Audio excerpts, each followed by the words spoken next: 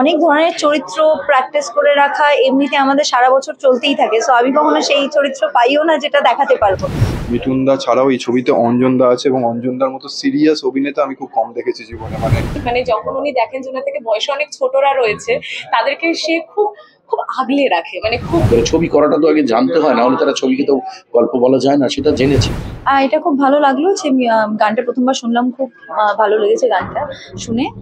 আর সব থেকে মজার ব্যাপার হচ্ছে যে গানটা এত সুন্দরভাবে শুট করা হয়েছে।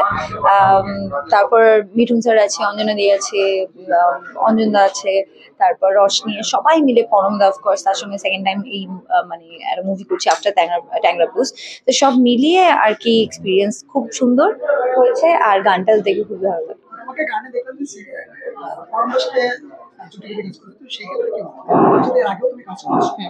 তো দুটো চরিত্র একদমই আলাদা। এর আগে ট্যাংরা ব্লুজ যখন করেছিলাম সেখানে আমাদের অন্য ইকুয়েশন, এখানে পুরো অন্য ইকুয়েশন। তো সেই দিক থেকে স্ক্রিপ্টেও অনেক ডেপথ ছিল, অনেক অনেক কিছু করার ছিল। So overall experience was nice. আসলে আমরা তো অভিনয় করার মানে যদি বলা হয় আর কি, শুটিং করতে 10-12 দিন সময় লাগে একটা সিনেমা। তো সেই অর্থে ও প্র্যাকটিস করার সুযোগ তো কম পায়, কিন্তু তার অনেক ধরনের চরিত্র প্র্যাকটিস করে রাখা এমনিতে আমাদের সারা বছর চলতেই থাকে, সো আমি কখনো সেই চরিত্র পাইও না যেটা দেখাতে পারবো। তো যখন যখন সুযোগ পেয়েছি তখন সেই চরিত্রগুলোকে এনজয় করার মানে আমি সুযোগ পেয়েছি।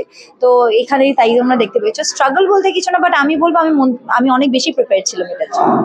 খুব সুন্দর। যেদিনকে প্রতিকৃত আমাকে এই সিনেমাটা নিয়ে বাড়িতে এসেছিল, সেদিন আমার খুবই ভালো লেগেছিল, মানে অবাক লাগছিল মিঠুনদার সঙ্গে আমি আবার এত বড় একটা সিনেমা করতে চলেছি। আমার চিরকালেরই আমি what am today as because of Mithun Chakraborty. তাকে দেখি আমার গ্রাম থেকে আসা, এবং আমার মনের সাহস। প্রতিকৃতকেও প্রথম প্রভাত থেকেই আমি চিনি, আমরা দীর্ঘদিন একসঙ্গে বহু ছবিতে কাজ করেছি, এবং সেখান থেকে বলতে গেলে সতীর্থ আমরা একই গুরুর কাছ থেকে এসেছি, রবি কেনাগি। ও দীর্ঘদিন সেখানে কাজ করেছে, আমারও কমার্শিয়াল ছবির যে উত্তরণ সেটা রবিজির হাত ধরে। আর ও ছবি করা শিখেছে দারুণভাবে, জানে কত রকম শট নিতে হয়, সেটাকে জুড়তে কী করে। ছবি করাটা তো আগে জানতে হয়, না হলে তারা ছবিকে তো গল্প বলা যায় না, সেটা জেনেছে। আর এই সিনেমাতে মিঠুনদার সঙ্গে দীর্ঘদিন ধরে পাঠ পরমব্রত, এই মুহূর্তে মানে বিগত বেশ 2 দশকই হয়ে গেছে পরম রয়েছে বাংলা সিনেমার সঙ্গে। এবং আমার টেলিভিশন থেকে ওর সাথে, শুধু অঞ্জন আমার প্রিয় বন্ধু একজন এই ইন্ডাস্ট্রিতে, তার সঙ্গে খুব ভালো। এবং অঞ্জনদার একটা মানে আমরা কিছুদিন আগে দেখেছিলাম এই রাত তোমার আমার, কিন্তু এখানে আর একটা অঞ্জন দত্ত, এই অঞ্জন দত্তকে আজ অব্দি কেউ দেখেনি, এটা আমি বলতে পারি। আমার চরিত্রটা খুব ইম্পর্টেন্ট, ছবি জুড়েই আমার সিনেমাটার মানে আমার উপস্থিতি রয়েছে। খুব এনজয় করেছি। নতুন প্রোডাকশন হাউস, তাদের খুব উন্নতি হোক, তারা বিশ্বাস করে এসেছেন বাংলা সিনেমা করতে, তারা ফেরত পান, আমি চাই, তাহলে আবার নেক্সট সিনেমা হবে।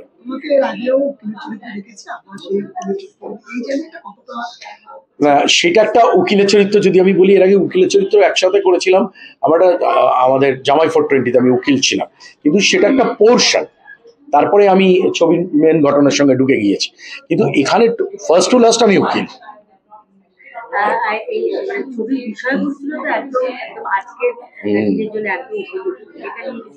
সেটা তো খুব পজিটিভ। ঠাকুর বলেছিলেন নাটকের লোকশিক্ষা হয়, সিনেমাতেও তো হয়। অনেক মানুষ অনেক কিছু চেঞ্জ করে ফেলে, আমরাও তো করি, রিলস দেখেই বদলে যায়, মোটিভেশনাল রিলস দেখে। এই সিনেমা কিন্তু আরেকবার ভাবাবে, যেটা আমরা ভাবছি দূরে চলে যাওয়া, আরেকবার কাছে আসা যেতেই পারে। সব একসঙ্গে থাকাটাই ইম্পর্টেন্ট, এরকম ভুয়ো আর বাকি ঝগড়া ঝাঁটি সবটা কিচ্ছু না। একটা ওয়ার্ড আমি কয়েকদিন আগে শুনেছিলাম, যে স্ত্রী বা স্বামীকে যদি সিবলিংস না ভাবা যায়, যে ভাই এদের সঙ্গে ঝগড়া হয়, বোনের সঙ্গে ঝগড়া হয়, তারপরে তো আমরা একসঙ্গে থাকি, দু চোখে সহ্য করতে পারি না, ওরকমই আর কি করে নিতে হবে। আমিও তাই ট্রাই করছি। এইটা আমার মানে প্রথম কাজ এমজির সঙ্গে। তার আগে টেকনিক্যালি উত্তম কুমারকে পেয়েও পাইনি অতি উত্তমে, বাট শ্রীমান ভার্সেস শ্রীমতীতে মানে আজকে দাঁড়িয়ে আমি এইটুকু বলতে পারি, আর কি হলেও, যে আমি শুধু লেজেন্ডসদের সাথে কাজ করি, you know. So that is something I can say because of Shriman versus Shrimati. And MG is a sweetheart when it comes to his co-actors, especially মানে যখন উনি দেখেন যে ওনার থেকে বয়সে অনেক ছোটরা রয়েছে, তাদেরকে সে খুব খুব আগলে রাখে, মানে খুব মানে যত্ন করে তা make sure that they are not uncomfortable, because he of course his aura, his presence is huge.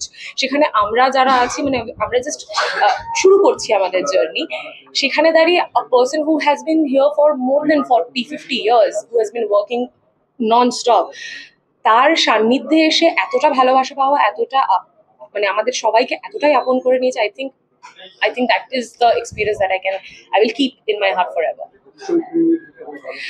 আমি এখানে অঞ্জনাদির ছোটবেলাটা প্লে করছি, অ্যান্ড এই গল্পে আমার চরিত্র হচ্ছে প্রচন্ড মানে ঠোঁটকাটা, যেটা চায় পলিটিক্স করে, খুবই স্মার্ট একটা মেয়ে। অবভিয়াসলি তার বিয়ে, তারপরে সেই বিয়ের সঙ্গে সঙ্গে কিভাবে সেটা বিচ্ছেদের দিকে এগোয়, তারপরে সেটা বিচ্ছেদ না হয়েও কিভাবে থাকে। সো আই থিঙ্ক অপর্ণার চরিত্রটা সেটা পুরোটাকে কভার করে, with me in the past and Anjana in the present.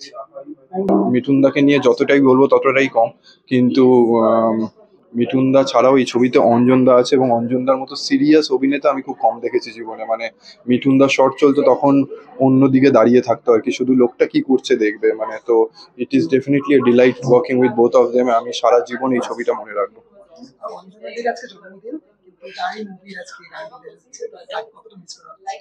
না, আজকে অঞ্জনাদি থাকলে খুবই ভালো হতো, কিন্তু অঞ্জনাদির আগে থেকে একটা কমিটমেন্ট ছিল এবং তা থাকতে পারছে না। তো আমরা সত্যিই মিস করছি অঞ্জনাদিকে। অ্যান্ড আজকে যেহেতু জন্মদিন, আমরা অন্তর থেকে আপনার মানে অঞ্জনাদিকে উইশ করতে চাই হ্যাপি বার্থডে। এবং আমার মনে হয় আজকে জন্মদিনে যেহেতু তোমার এই গানটা লঞ্চ হচ্ছে, আমার মনে হয় এই গানটাও অতটাই সফলতা পাবে।